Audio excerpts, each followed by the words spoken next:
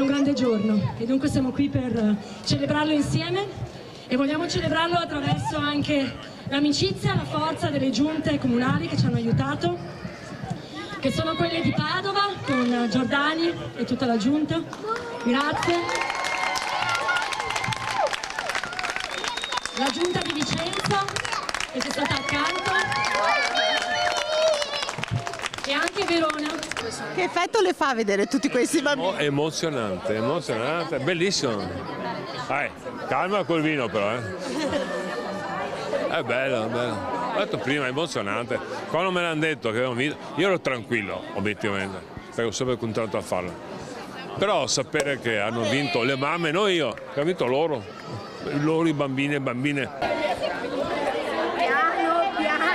Padova, Vicenza, Verona, 3 città in festa oggi.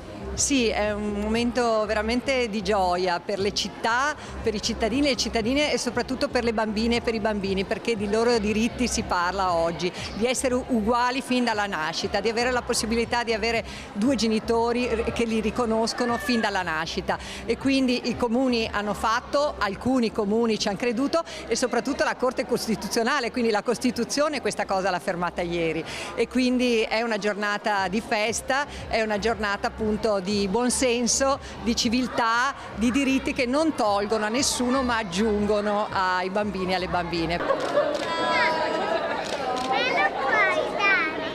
Convinta che suo figlio crescerà in un mondo migliore? Questa è la speranza un po' di tutte le mamme. Diciamo che oggi è un mondo migliore rispetto a quello di ieri, quindi oggi abbiamo fatto un passettino in più verso il cammino dei diritti. Noi non possiamo adottare i nostri figli perché nascono a seguito di progetti di genitorialità costruiti con fatica, amore, convinzione e anche molti sacrifici. Di conseguenza sono figli nostri da prima che nascano, figuriamoci se dobbiamo adottarli.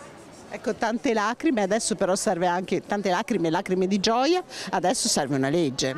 Sì, la legge dello Stato serve, è quella che chiediamo da 20 anni ed è la via principe per riuscire a tutelare i diritti di tutte le persone di questo Paese. Continueremo a chiederla, una legge che tuteli tutte le figlie e tutti i figli di tutte le famiglie arcobaleno. Grazie ancora.